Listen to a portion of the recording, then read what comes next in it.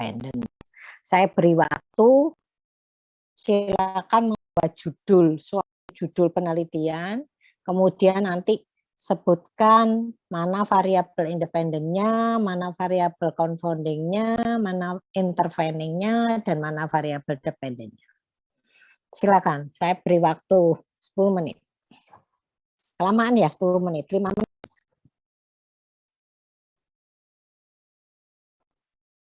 Dengar suara saya ya? Dengar, Bu. Oke. Saya kasih waktu 5 menit.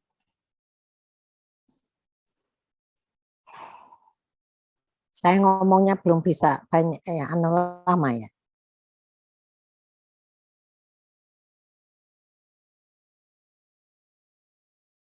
Belum bisa panjang.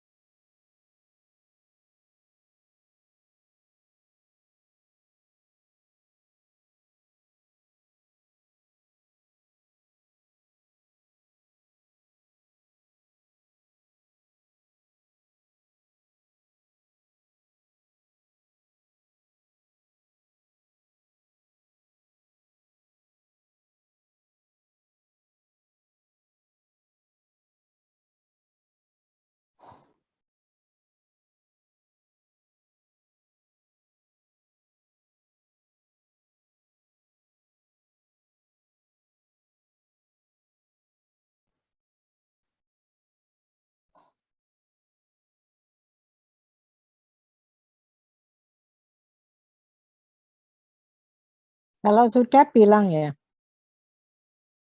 Halo, Ya, kalau Ibu. sudah bilang Ya, Ibu.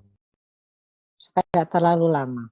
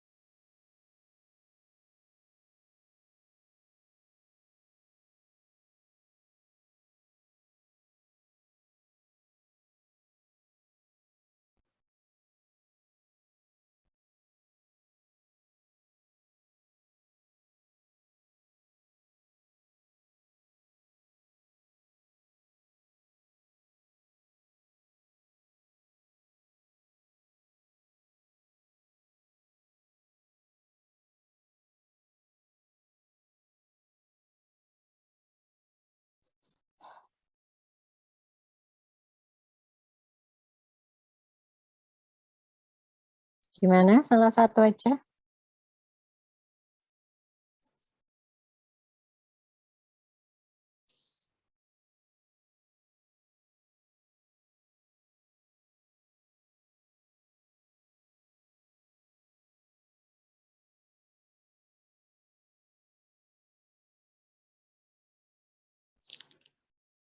Siapa yang mau memberi contoh?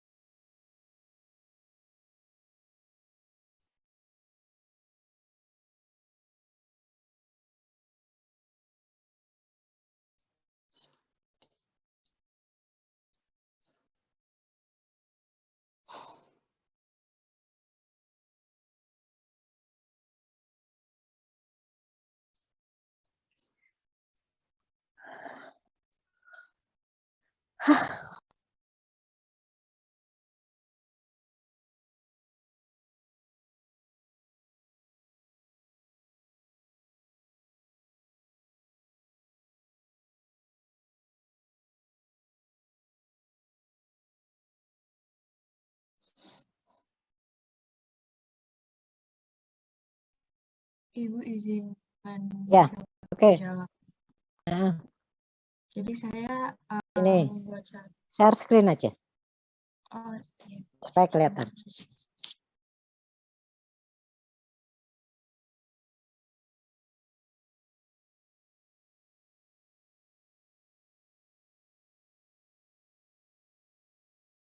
Pakai Word atau pakai apa?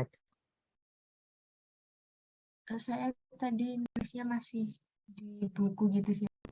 Masih belum ngetik di Word. Coba diketik di Word. Biar nanti Iya, kalau iya. merubahnya mudah. Iya, baik, Bu.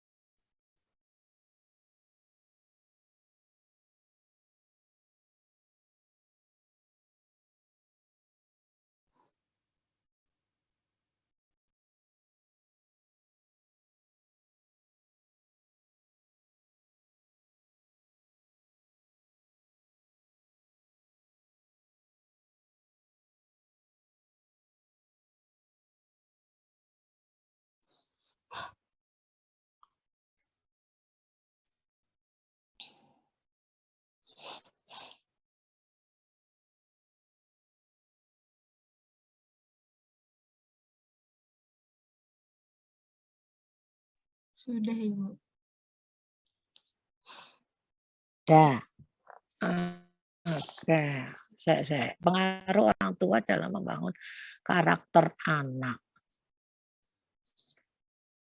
Orang tua itu, orang tua itu masa variabel ya. Variabelnya apa ini? Variabelnya apa saja?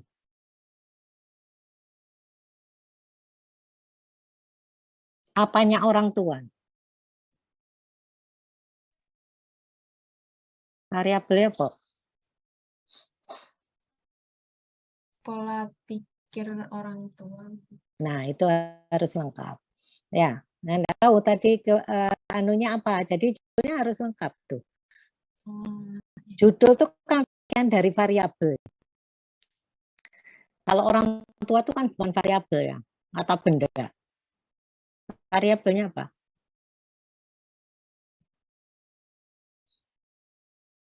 Variabelnya pola pikir dari orang tua. Kemarin sudah diajari definisi operasional ya. Halo? Definisi operasional sudah diajari ya? Belum ya? Belum. Masuk di saya. Definisi operasional. Iya, Oh belum. iya, masuk di saya. Oke.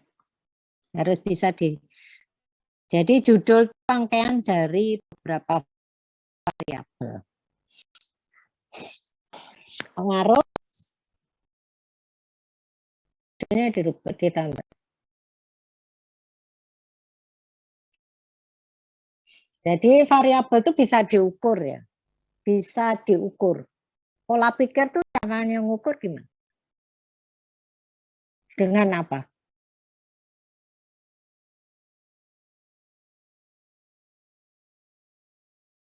Bisa dengan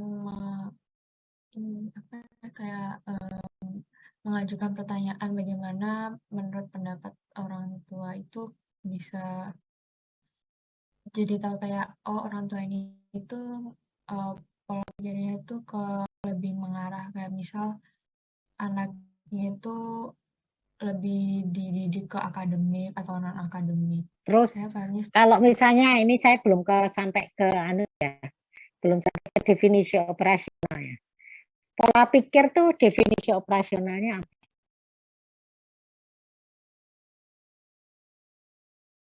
Supaya bisa diukur.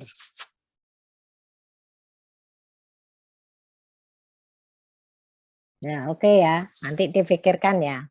Oke. Iya, baik. Berarti ini belum sampai sana soalnya. Jadi ini masih memilah-milah mana independen, mana dependen. Oke. Independennya apa? Pola pikir orang tua. Oke.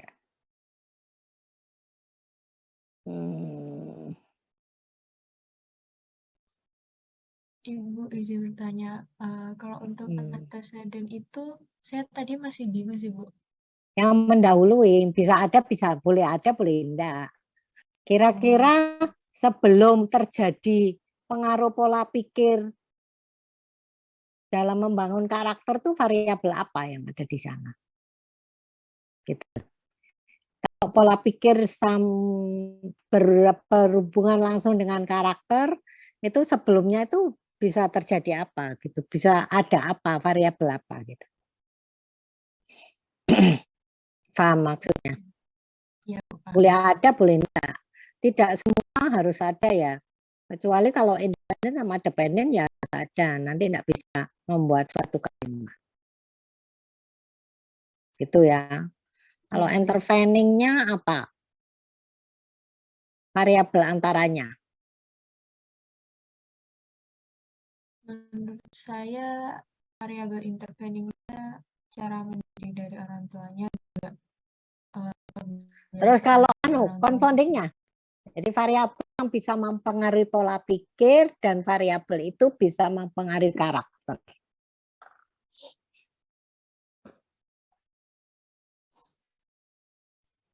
Kalau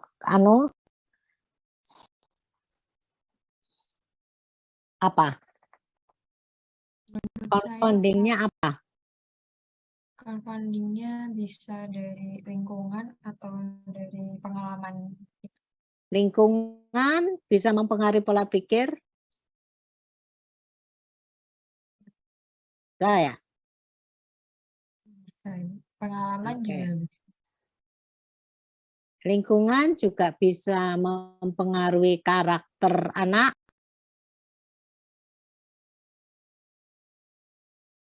Lingkungan itu macam-macam ya. Bisa lingkungan fisik, lingkungan macam-macam kan? Lingkungan ya. Iya, Bu. Teknik lingkungannya apa? Kesehatan lingkungannya udah dikasih belum?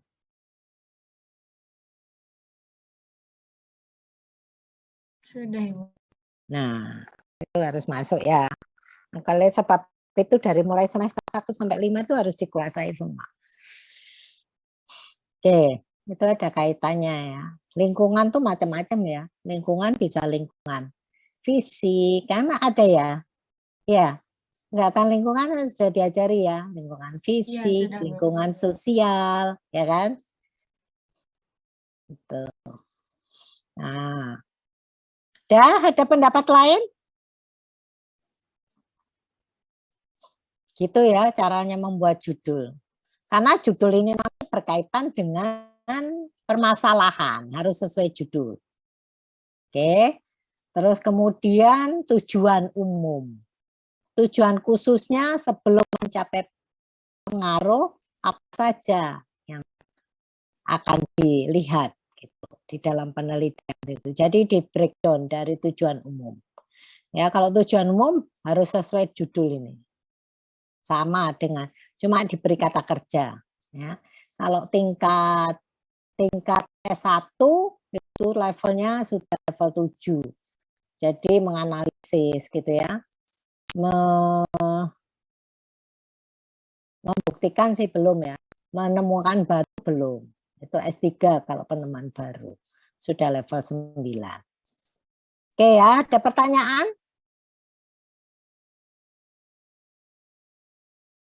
Ada pertanyaan? Izin bertanya, Ibu. Mm-mm. Berarti untuk judul ini itu variabel moderatornya seperti apa, Ibu? Yang ngarahkan. Dia tidak berpengaruh langsung tapi bisa ngarahkan. Gitu. Seperti dalam seminar itu. Contohnya seperti apa kalau moderator? Dia berpengaruh terhadap dependen ya tadi ya? Iya, Ibu. Iya, pengarahnya dependen. Nah, dia mengarahkan karakteristiknya. Apa contohnya?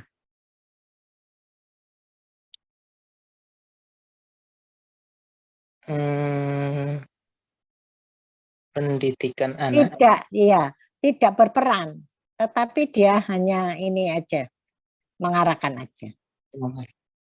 Ya, tidak berperan. Moderator itu tidak berperan, tetapi dia mengarahkan saja. Itu namanya moderator.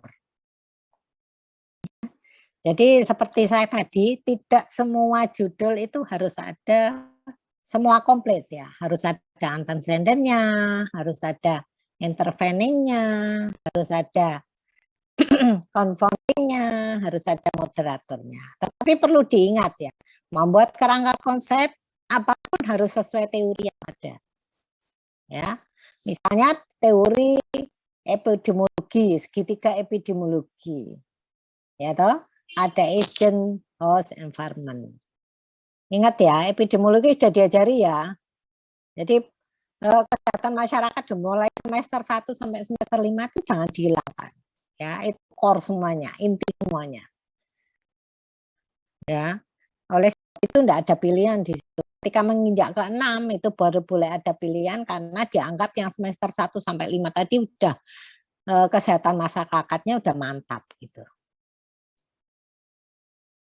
Ya, paham ya? Jadi semester 1 sampai 5 udah mantap. Oleh sebab itu semester 6 7 boleh ada pilihan. Nah, ketika mau ber-MBKM sebaiknya semester 6 7. Itu ya. Malah justru nanti bisa dapat 20 SKS. Kalau semester 6 7. Ya. Oke. Tetapi tetap kuliah ya, tetap kuliah. Tapi cuma kuliahnya dimanfaatkan. Tuh ya, semester 6 7. Boleh ber-MBKM. Boleh ber-MBKM daftar di mana boleh. Atau kita arahkan ya sesuai minat. Ya, ada pertanyaan?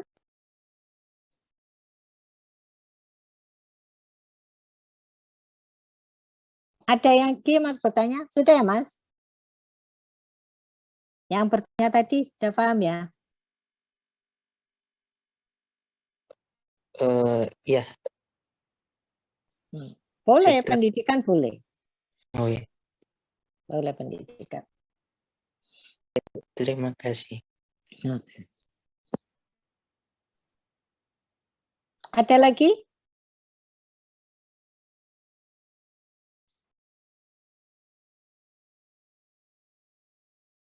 Oke, bisa di stop share. Terima kasih, Bu. Terima kasih ya.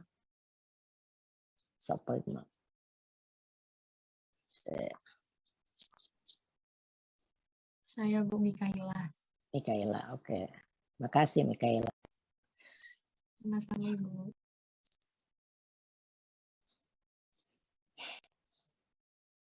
Ya. Kemudian sekarang definisi operasional. Ya.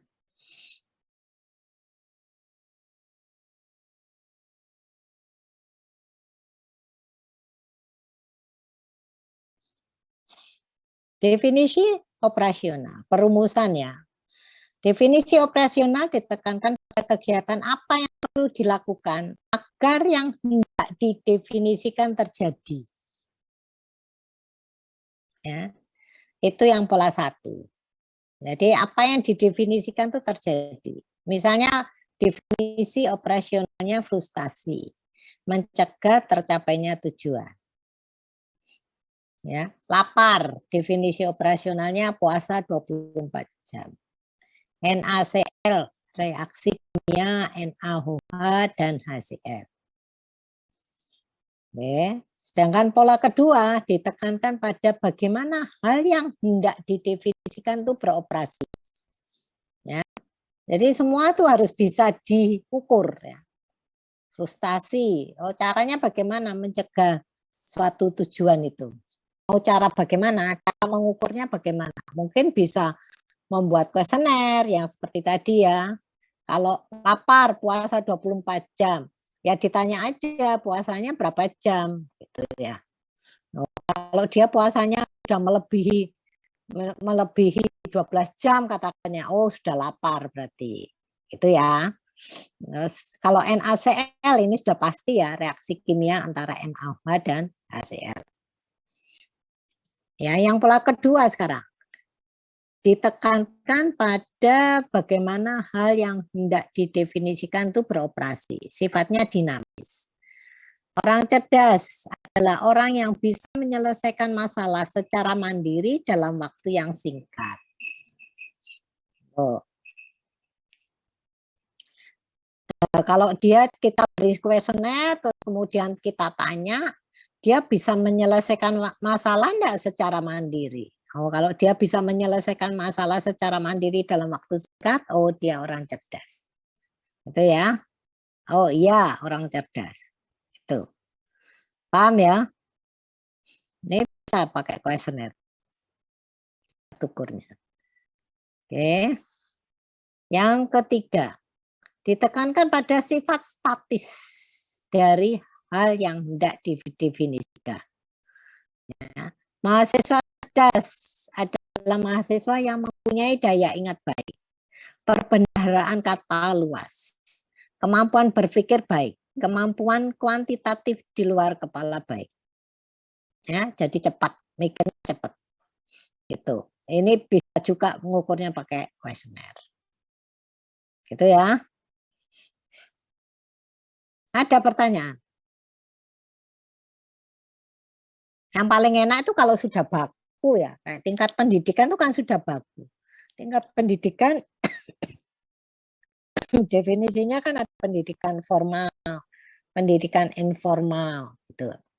Itu ada definisinya. Jadi dicari. Di kamus bahasa Indonesia itu banyak definisi-definisi. Cari yang kita bisa ngukur. Oke, cari yang kita bisa ngukur dengan kuesioner misalnya. Cari yang kita bisa ngukur dengan itu sesuai kenyataan. Ya. Misalnya lingkar pinggang, apa definisi lingkar pinggang? Apa definisi berat badan? Nah, itu ya. Terus bisa diukur. Ada pertanyaan?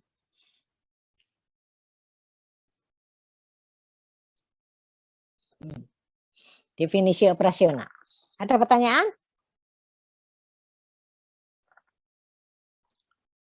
Ada pertanyaan? Sepertinya belum, Bu. Nah, sekarang saya mau tanya, kalau nggak ada pertanyaan. Apa definisinya jenis kelamin?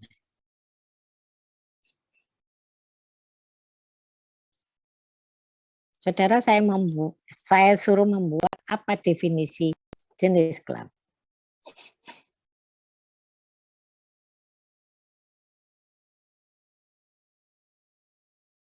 Ada yang bisa?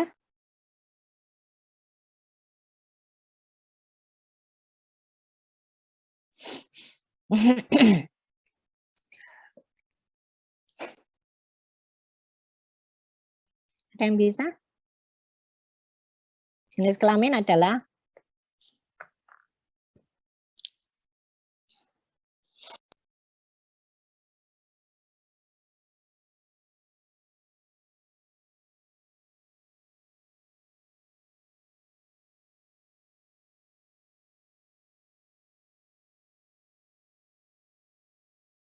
ayo, ada yang bisa?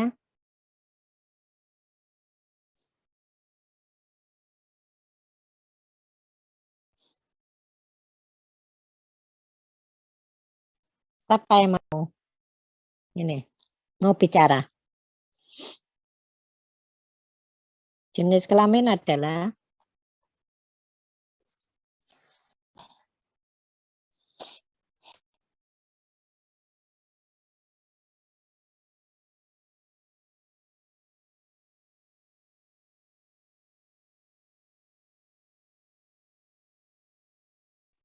Izin menjawab, Ibu.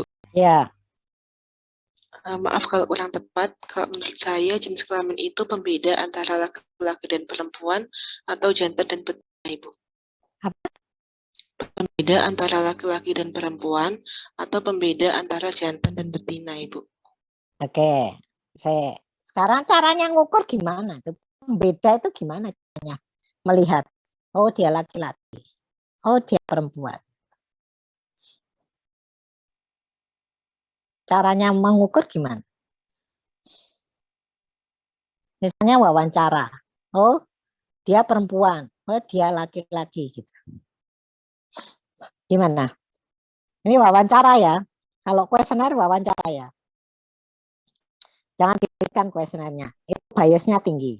Ya, jadi kalau wawancara, kalau di kesehatan masyarakat, itu kalau kita di masyarakat punya kuesioner harus wawancara. Ya, kalau nanti sudah pandeminya berakhir ya. Sekarang lagi pandeminya masih ada, belum bebas Indonesia ya. Lebih baik cari yang aman. Oke ya, gimana cara ngukurnya itu?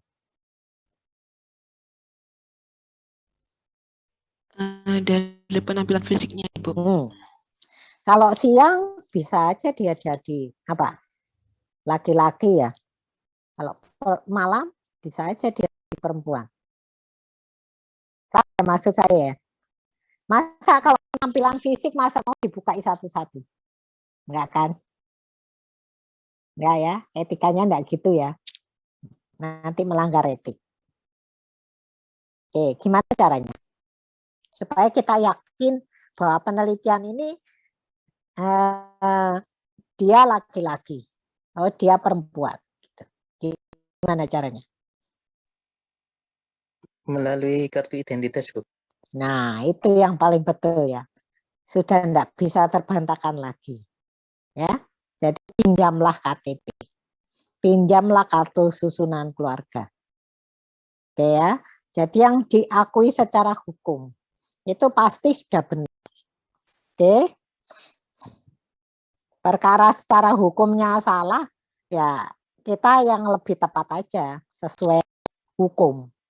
Pengakuan di hukum ya, sesuai KTP, sesuai kartu susunan keluarga. Gitu ya. Jadi caranya mendefinisikan jenis kelamin hati-hati. Jadi jenis kelamin diukur berdasarkan identitas seseorang. Ya, jenis kelamin, kartu susunan keluarga, seperti itu ya.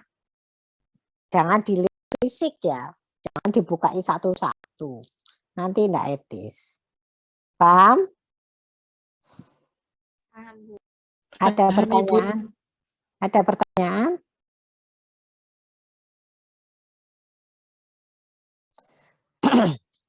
Ada pertanyaan? Saya lanjut ya. Lanjut ya. Iya, Bu. Oke. Sekarang pengembangan instrumen. Instrumen bisa dalam bentuk alat, bisa juga dalam bentuk kuesioner. Ya. Kalau alat seperti tensimeter, termometer, spirometer, ukuran berat badan dan tinggi badan. Ya. Caranya bagaimana supaya itu akurat, ya, supaya itu tepat. Ya. Kuesioner nanti juga begitu, harus dilihat validasi dan reliabilitasnya. Ya. Dia valid atau enggak, reliable atau tidak. Jadi alat bisa dari dua instrumen, bisa alat, bisa kuesioner. Oke, saya lanjutkan dulu. Syarat instrumen terandalkan, jadi reliable. Dia reliable. Ya. Sahih, valid. Ya, dia harus valid. Harus valid. Terus kemudian baku, standar. Ya. Unsur keandalan apa aja? Ajak, konsisten, nggak berubah-ubah. Ya. Terus kemudian teliti, akurat. Terus homogen. Ya. Itu nanti metodenya. Oke. Nah, kalau sekarang tensimeter, termometer, spirometer, ukuran berat badan, tinggi badan. Bagaimana caranya kita supaya dia standar baku? Gitu. Terus sudah yakin itu terandalkan dan sudah yakin kita bahwa alat ukur itu adalah valid. Sebelum saya melakukan penelitian harus apa? Kalibrasi dulu, ya. Kalibrasi dulu. Apalagi kalau penelitian itu mengenai berat badan, tinggi badan, itu mesti alatnya harus dikalibrasi dulu. Paham ya? Dan lagi cara mengukurnya juga hati-hati. Ya, seperti kalau penelitian besar itu kalau mau termometer, kalau tensinya harus sama semuanya. Mereknya, ya. Kalau itu digital ya digital semua. Bahkan mereknya aja harus diperhatikan. Ya. Tinggi badan, berat badan juga begitu. Ya. Kalau mau pakai digital ya digital semua. Kalau mau pakai yang Daijin itu, alat ukur yang Daijin itu boleh dipakai. Atau pakai alat ukur ya. Itu kan bawanya susah ya.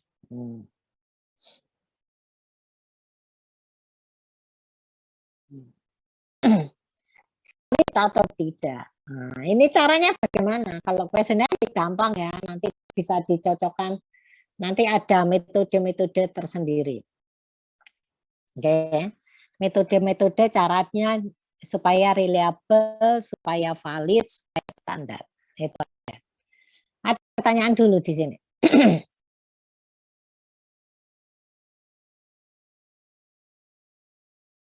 Ada pertanyaan?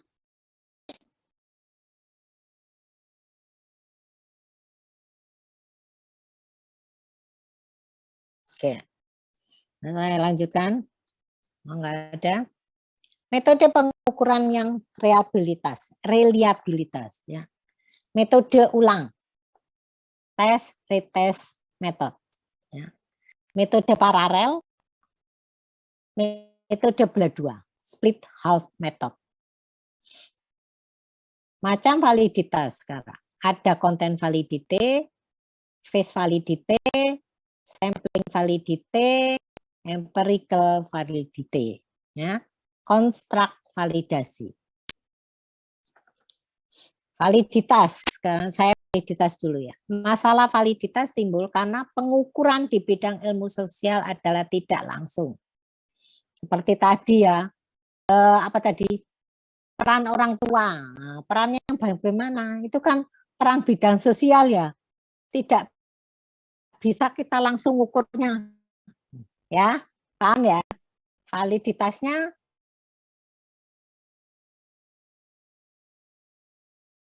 bidang sosial adalah tidak langsung. Seperti tadi. Kita sedang mengukur apa yang mereka ingin ukur. Ya. Peneliti tidak yakin sepenuhnya bahwa mereka sedang mengukur apa yang mereka ingin ukur. Nah. Ini one measure what one thing one is measuring. Prinsipnya apa yang diukur sesuai dengan alat ukur yang seharusnya. Ada yang bisa memberi contoh ini? Prinsip apa yang diukur sesuai dengan alat ukur yang seharusnya. Izin menjawab Ibu. Ya. Mungkin seperti kalau mau mengukur berat badan berarti harus timbangan berat badan. Ya. Gimana caranya memvalidasi? Ini misalnya ada dua tim ya. Tim ya. Tim peneliti dengan tim validasi. Ya. Biasanya dulu kalau penelitian besar tuh mesti ada seperti itu. Jadi Riskesdas misalnya. Riskesdas yang berapa tahun sekali ya? 3 tahun apa 2 tahun sekali itu? Pas saya 3 tahun sekali. Pasti ada tim validasi. Ya. Tim validasinya pasti ada. Jadi ada tim peneliti, ada tim validasi. Sekarang gimana caranya memvalidasi alat ukur badan tadi? Tim validasinya ini. Hmm, Contoh mungkin deh. Ya, gimana? mungkin dengan mengukur ulang, tapi mungkin dengan alat yang berbeda, Loh, tetapi enggak bisa kan? Berarti ya jelas enggak valid. Alatnya harus sama. Kan oh tadi harus sama. biar Oh ajak loh. iya, Standar baku kan. Orang lihat timbangan sama aja kita melihatnya bisa beda-beda. Ayo coba saudara sekarang ukur berat badan sendiri aja. Timbangan sendiri itu loh. Berapa ya berat badanku? Loh kok nggak sama turun? Berapa ya? Kan gitu. Paham ya? Dengan alat ukur yang sama. Itu ngukur berat badan saja udah bisa berubah-ubah. Paham ya? Nah, gimana caranya memvalidasi?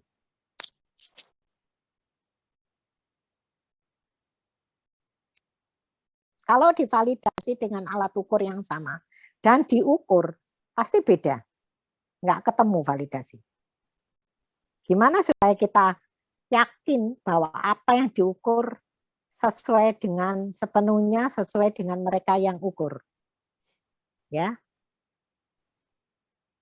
Harus yakin peneliti sepenuhnya bahwa mereka sedang mengukur apa yang ingin mereka ukur. Gimana? Ada yang bisa memberi contoh? Tidak?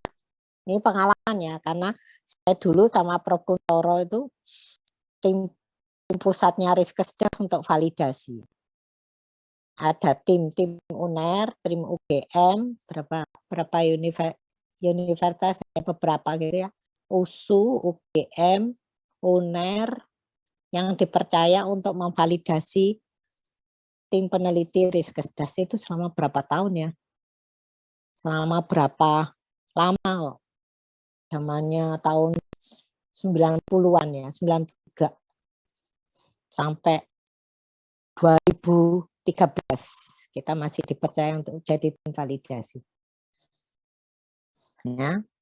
Caranya bagaimana? Seperti sekarang tinggi badan. Ya, tinggi badan itu kita caranya memvalidasi gampang. Nah, ketika mereka kan disuruh membawa alat tinggi badan. Yang biasanya tinggi badan itu kan bisa yang ada ukuran yang bisa dilipat ya. Jadi yang memang itu sudah standar, jadi semuanya kayak gitu tapi bisa dilipat. Oke. Kita terjun, biasanya tim validasi itu kalau sudah terjun, tim peneliti nggak boleh tahu. Jadi kita sidak kayak sidak. Nah, kita datangi beberapa rumah, kemudian kita tanya, Ibu, balitanya kemarin diukur menggunakan alat ukur seperti ini. Ada gambar kan? Di situ mereka memang standar, harus diukur dengan menggunakan alat ini. Harus ada SOP-nya, sudah. Responden diberitahu bahwa ini harus diukur dari sini ke sini ya, misalnya tensi dari lengan kemana berapa senti, itu ada SOP-nya semua. Ya, ketika ngukur berat badan juga ada SOP-nya. Ya, jadi subjek berdiri di sini. Kita tinggal ngecek aja. Ibu kemarin ketika diukur tinggi badannya itu didatangi ke rumah atau dikumpulkan. Itu dulu ya ditanya itu. Padahal SOP-nya harus didatangi ke rumah. Apalagi balita ya, harus didatangi ke rumah.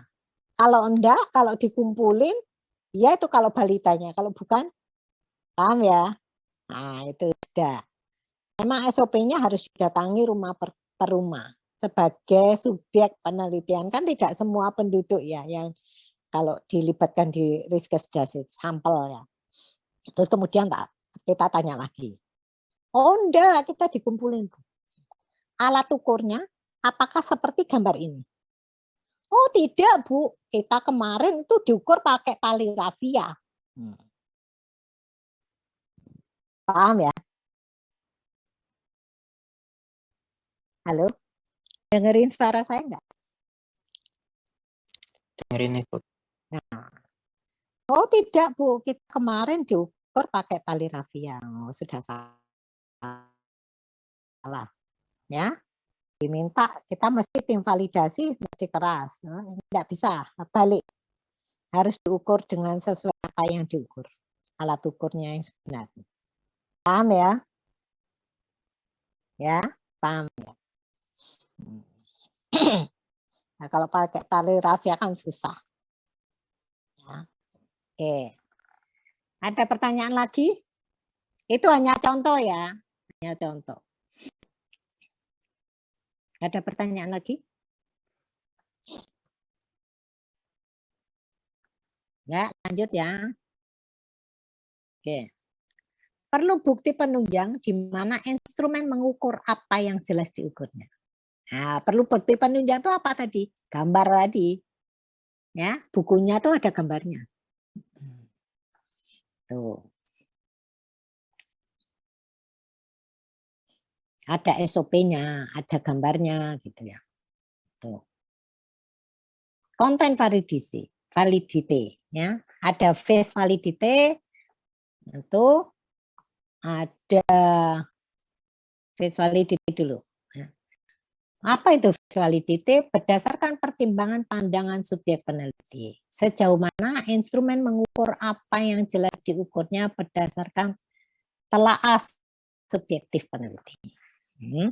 Ini ada yang bisa memberi contoh?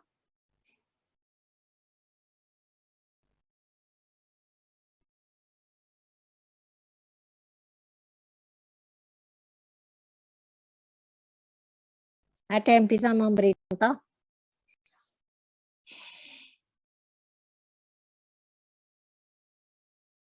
Validasi muka, ya, face validasi. Contoh, peneliti menyusun instrumen untuk mengukur konsep sehat yang terdiri dari 3 komponen, fisik, mental, dan sosial. Selanjutnya instrumen tersebut dikonsultasikan kepada para ahlinya. Jadi disebar. Ya. Kuesionernya diminta tolong diberi amplop, terus kemudian dikirim ke para pakar. Ya. Misalnya ada yang komponen fisik, ya, kemana ini? Profesor mana ini yang harus saya anukan, kirim. Ke mental, ini profesor mana yang harus saya ini. Tenaga ahli yang mana? Bisa profesor, bisa tenaga ahli yang mana. Sosial juga begitu. Mohon memberi masukan untuk kuesioner nomor sekian sampai sekian mengenai ini. Itu. Ya, mengenai sosial, mengenai ekonomi, mengenai lingkungan dan lain sebagainya, ya.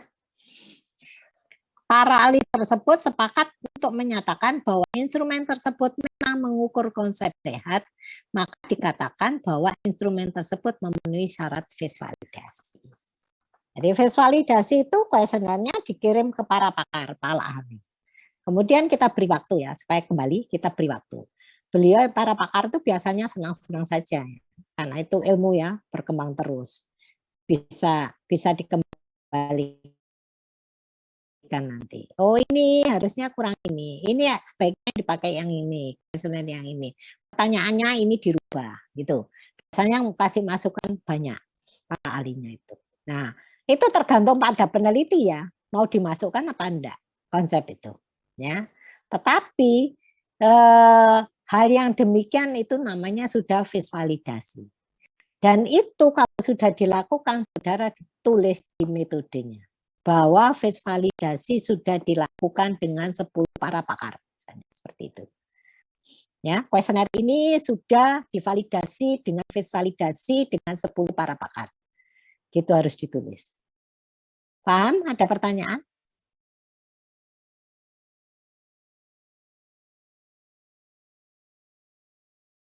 Ya? Ada pertanyaan? Terutama kalau ya, silakan. Ya, kalau misalkan setelah diuji oleh para pakar dan ada revisi, diberi masukan. Terserah peneliti. Mau itu dimasukkan atau tidak itu terserah peneliti. Ya, oleh sebab itu tadi kan subjektif Nah, kelemahannya, ini ada kelemahannya ya. Tidak ada aturan yang dapat diulang untuk mengevaluasi instrumen. Yang mau dipakai terserah sama peneliti, mau enggak terserah. Tapi kan kita punya pegangan. Oh, menurut para pakar ini kita kan bisa berpikir ya secara logika. Ini saya pakai atau enggak? Itu ya. Sesuai kenyataan di lapangan atau enggak? Tergantung pada putusan subjektif peneliti. Paham ya? Tetapi hari ini harus dilakukan. Bahwa sudah dilakukan phase validasi, terutama yang penelitiannya S3 ya. Kalau S3 itu soalnya temuan. Ya. Kalau S1, S2 bisa tidak temuan. Ya. Bisa deskriptif, bisa. Ini kalau masih S1 kan bisa aja. Tetapi kalau S3 harus temuan, menemukan sesuatu, ya. Temuan itu tidak harus baru ya, bisa pengembangan, bisa. Nah, tapi yang baru harus ditunjukkan apa gitu. Itu ya. Ada pertanyaan? Ya, jadi kalau penelitian besar tuh kita membuat kuesioner yang baru harus demikian. Ya. Supaya itu bisa nanti dianalisis ya dengan validitas dan reliabilitas. Bahkan itu bisa menjadi kuesioner yang bagus, standar, ya, bisa dipakai. Ya, kalau sudah punya itu, hak ciptanya punya milik peneliti dan itu bisa dijual. Seperti contoh saya pada waktu S3 itu saya mengeluarkan kuesioner yang sudah bagus. Dan itu dipakai di Kota Surabaya untuk menentukan keluarga miskin sampai berapa tahun. Ya. Saya diberi royalti. Lumayan. Oke ya. Ada pertanyaan? Saudara harus bisa melebihi saya. Karena masih muda. Oke, ada pertanyaan?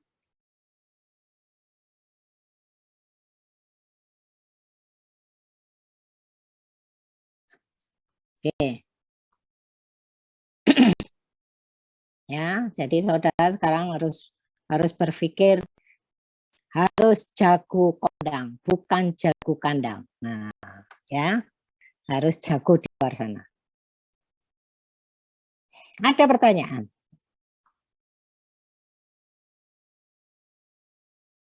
Ya, jadi bukan hanya jago di kandangnya sendiri, tapi harus jago kondang, jago di luar.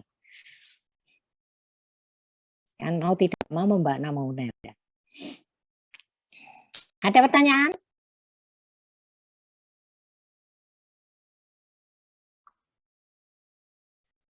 Belum ada. Oke. Biar enggak ngantuk. Kalau saya ini terus ngantuk nanti. Supaya saudara berpikir. Jadi metodologi penelitian itu berpikir. Logika berpikir saudara harus jalan. Ya. Sekarang sampling validasi.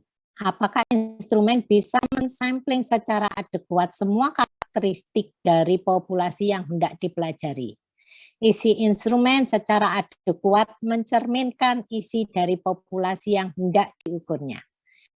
Oke. Ini apa tadi? Sampling ya. Jadi tidak semua kuesioner itu bisa divalidasi. Ya. Contoh sekarang, kenapa kok harus disampling validasinya itu? Beberapa kuesioner, pertanyaan-pertanyaan di dalam kuesioner itu tidak bisa, kadang-kadang tidak bisa diukur ulang. Seperti tadi berat badan, nggak bisa diukur ulang. Oke ya. Terus kemudian penghasilan, diukur ulang, ya nggak bisa berubah-ubah. Paham ya? Kemarin dapat arisan bulan apa Bu? Berapa dapat arisannya Bu? Bisa nabung atau enggak Bu? Enggak bisa ya, enggak bisa divalidasi. Ya, enggak bisa dicocokkan. Misalnya penggunaan air di dalam rumah tangga ini berapa, Bu? Untuk cuci aja, untuk minum aja berapa galon atau berapa liter sehari? Ya, susah, ya, susah ngukurnya biasanya. Nah, kalau berat badan tadi, caranya gimana ya? Caranya tadi mencocokkan tadi sesuai kenyataan. Oke ya, tidak bisa langsung diukur berat badannya. Saya bawa timbangan, ya mesti beda lah. Paham ya? Apalagi itu masuk dari beda, kan mesti beda. Kita nimbang sendiri aja, semenit atau 1 detik aja bisa berubah. Paham?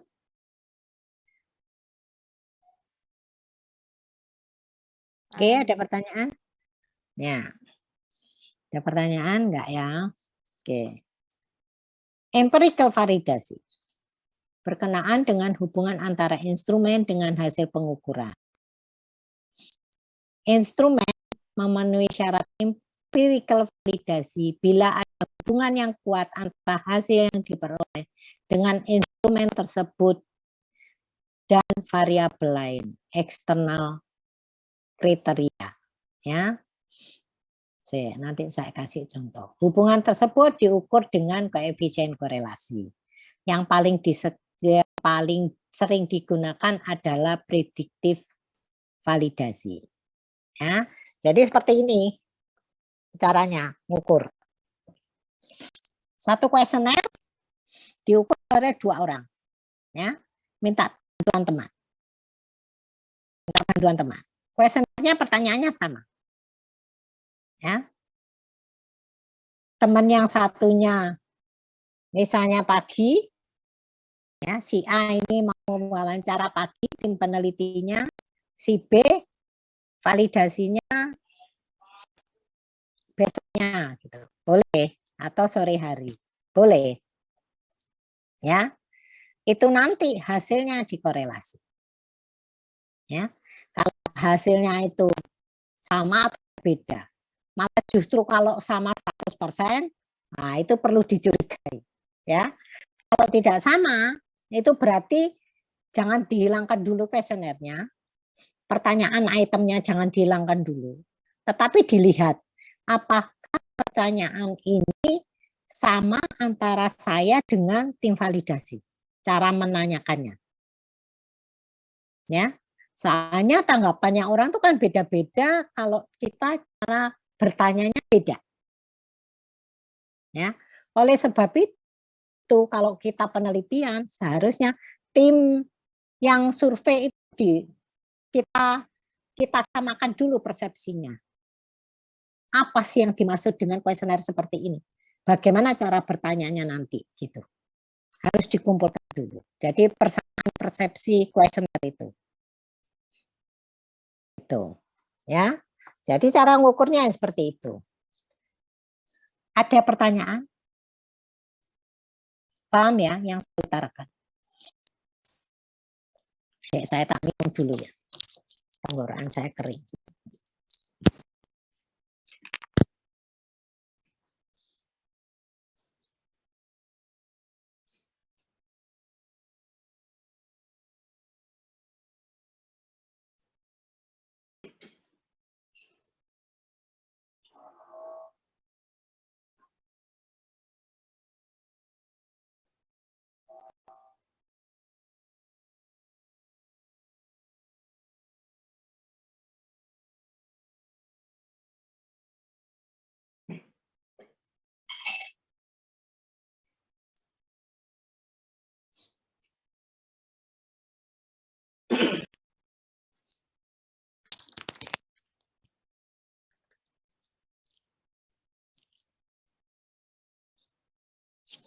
Oke, saya sudah di swab negatif nih. Makanya takut ini, kalau pembawa kan kasihan. Negatif terus di swab.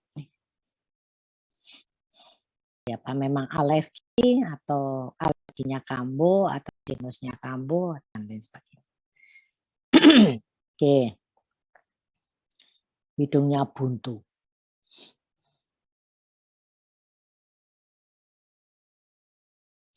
Ada pertanyaan?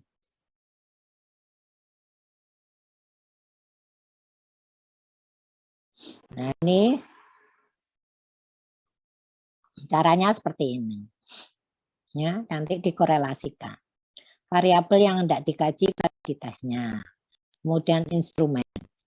Kemudian eksternal kriteria yang validasinya sudah disepakati. Ya. Contoh. Ini ada contohnya juga ya. Tadi salah satu contoh, ini juga contoh. Tes intelijensi di mana skor tes kelompok mahasiswa, C-nya adalah indeks prestasi tahun pertama. Ya, dikorelasikan. Sekarang yang tadi sudah tidak ada pertanyaan ya, empirical validasi ya.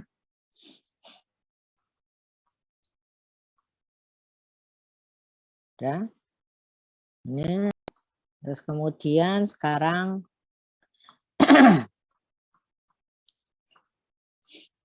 yang konstruk. Menghubungkan instrumen dengan kerangka teoritis secara umum agar dapat dipakai untuk menentukan apakah instrumen tersebut terkait di dalam penelitian. Ya. Ini biasanya dianalisis dengan Combans. Apabila seorang peneliti mengajukan pertanyaan sebagai berikut.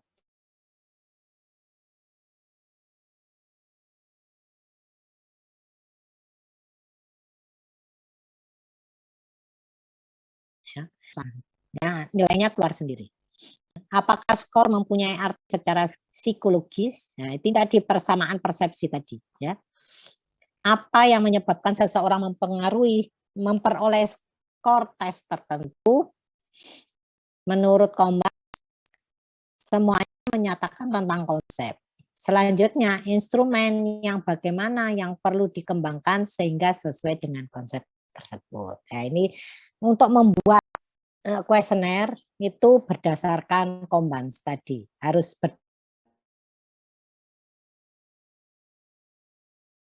berdasarkan validasi. Ya. Di kontrak validasi itu dilihatnya dia diteliti. Oh, ini sudah sesuai teori gitu ya. Oh ya, enggak apa-apa, langsung aja gitu.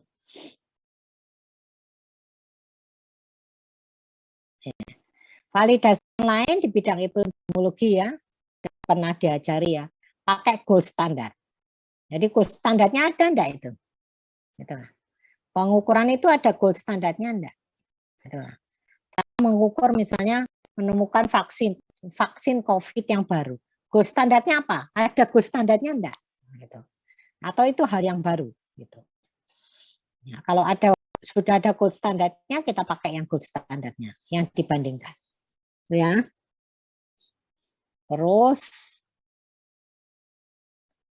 validitas dinyatakan dengan ini yang untuk epidemiologi ya, ada sensitivitas dengan spesifitivitas. Ya. Seperti alat swab itu harus dilihat sensitivitas dan spesifitivitasnya. Spesifiknya dan sensitivitasnya. Semua alat tes itu harus dilihat sensitivitas dan spesifitivitasnya. Spesifik, dia lebih spesifik dan lebih sensi. Itu harus dilihat. Harus ada gold standarnya. Gold standarnya seperti apa? Tuh. Validitas ini sama dengan empirical validasi. Ya, sesuai teori tadi, konsep. Validitas internal adalah validasi yang terkait dengan inferensi kausalitas, merupakan kondisi akibat. Kalau yang eksternal berkaitan dengan generalisasi.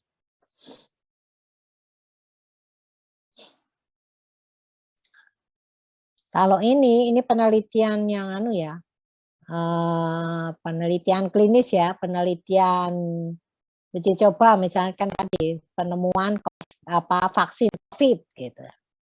Itu harus divalidasi, harus ya, reliabilitasnya bagaimana. Harus random untuk mengatasi bias. Biasanya dengan randomisasi atau matching. Ya. Ini nanti dipelajari lagi ketika saudara masuk di minat bios. Ya. Dipelajari lagi itu yang lebih detail. Faktor instruksi dari validitas internal itu histori, maturasi, instrumentation ini harus dilihat ya, historinya bagaimana. Misalnya kalau yang tadi vaksin itu historinya untuk pasien bagaimana, maturasinya bagaimana, instrumentationnya bagaimana, ya. Ini eksperimen kan, eksperimental mortality-nya bagaimana, itu masih harus dilihat. Testing effect. Ya, jadi di sini penelitian yang biasanya eksperimental.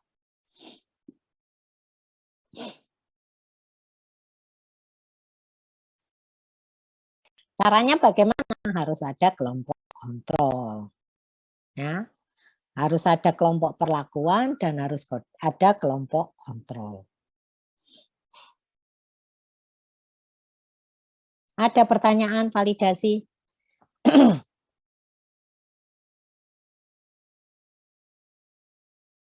Kita lanjut? Bisa, Ibu. Oke, reliabilitas. Reliabilitas adalah derajat reliable digunakan untuk mengevaluasi instrumen. Ya. Reliabilitas menyatakan, berhenti dulu ya, ada azan. Oke, Bu.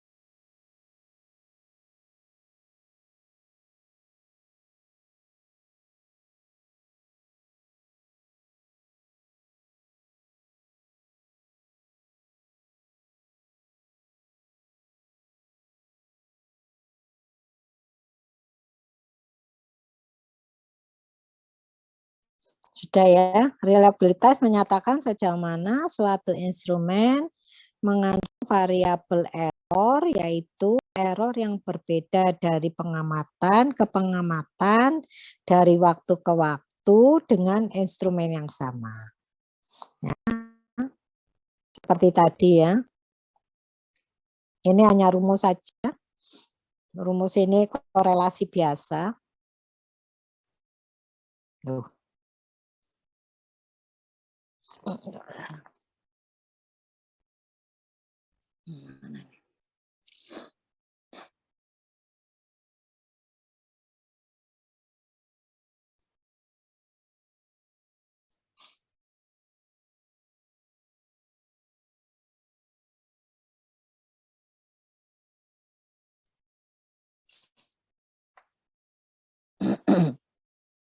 Kok macet?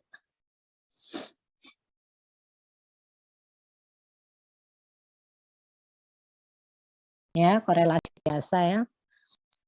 Reliabilitasnya menggunakan korelasi biasa. Metode ulang, setiap subjek diukur 2 kali, sama dengan yang tadi ya, yang saya ceritakan tadi ya. Jadi diukur oleh 2 orang. Korelasinya nanti itu bisa mengukur reliabilitas juga. Ya, jadi bisa sekaligus mengukur validitas, sekaligus mengukur reliabilitas. Ya, subjek diukur 2 kali. Selanjutnya diukur korelasinya. Itu metode ulang. Sama dengan yang tadi ya. Terus, lah kok macet.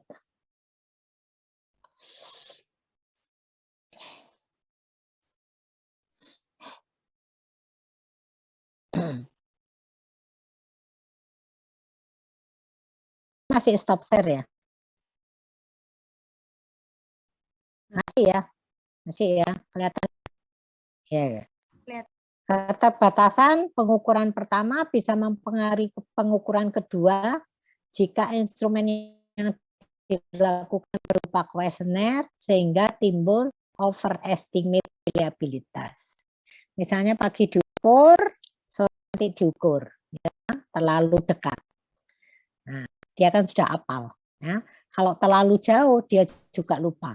Ya. Kalau terlalu jauh jaraknya juga lupa.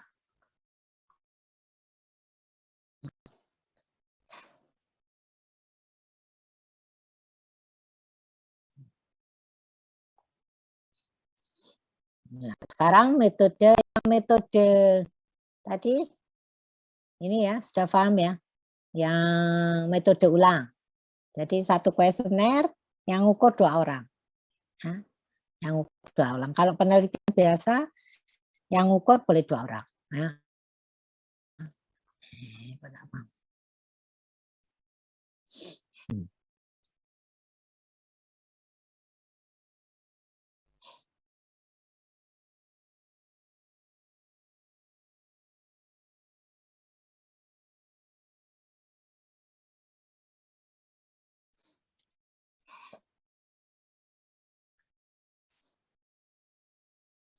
Banyak fenomena berubah dengan perubahan waktu selama periode pengukuran, sehingga timbul underestimate reliability. Nah, metode paralel sekarang. Diperlukan instrumen yang paralel. Ya. Keduanya diberikan pada kelompok subjek. Skor yang diperoleh dari 2 instrumen dikorelasikan. Ya. Diperlukan instrumen yang paralel, keduanya diberikan pada kelompok subjek, skor diperoleh 2 instrumen dikorelasikan. Ya. Contoh, batasannya sulit untuk menyatakan bahwa kedua instrumen adalah paralel.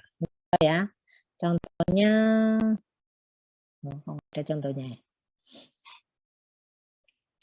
Misalnya ingin mengukur di psikotes ya. Psikotes itu saudara pernah ya.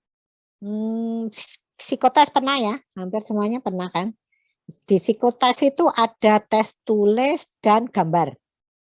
Oke, saudara disuruh cerita, nanti disuruh gambar. Sebetulnya hal 2 itu sama. Di mana saudara cerita sama di mana saudara gambar itu harusnya sama. Itu namanya metode paralel. Ya. Jadi instrumen itu dalam satu instrumen ada dua, yang satu disuruh nulis, yang satu disuruh gambar. Ya, di tes itu. Nanti itu yang dikorelasikan. Sama enggak itu? Nah, ini keterbatasannya sulit menyatakan bahwa kedua instrumen tersebut adalah paralel. Seperti itu tadi, psikotes ya. Kalau psikotes itu yang satu nulis, yang satu gambar. Kedua, sekarang. Item di dalam kuesioner dibagi menjadi dua bagian berdasarkan nomor ganjil dan nomor genap. Skor dari kedua kelompok dikorelasikan. Ya. Dengan menggunakan metode Spearman-Brown dapat ditunjukkan hubungan antara korelasi asli tanpa belah dua dan korelasi dengan metode belah dua. Paham? Jadi ada kuesioner, biasanya kuesionernya jawabannya sama ya, skala Likert. Skala Likert tahu ya, sangat besar, baik, sangat baik, sedang, cukup, kurang gitu ya. Seperti itu skala Likert. Itu pertanyaannya hampir semuanya jawabannya seperti itu. Nanti dipisah dibagi dua, nomor ganjil dan nomor genap. Oke. Kemudian dikorelasikan. Di cross tabulasi ya. Dengan subjek yang sama tadi itu jawabannya apa? Antara nomor ganjil nanti nomor ganjil dengan nomor ganjil dikorelasikan. Nomor genap dengan nomor genap dikorelasikan. Paham? Bu. Oke. Ini tinggal korelasikan aja ya. Korelasi ganjil dan genap.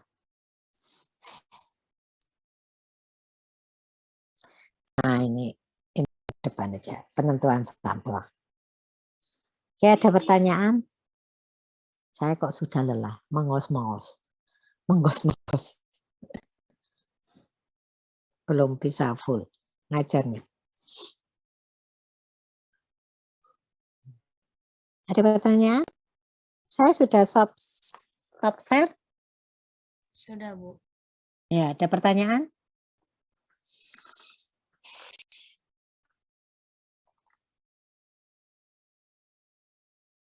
Ada pertanyaan?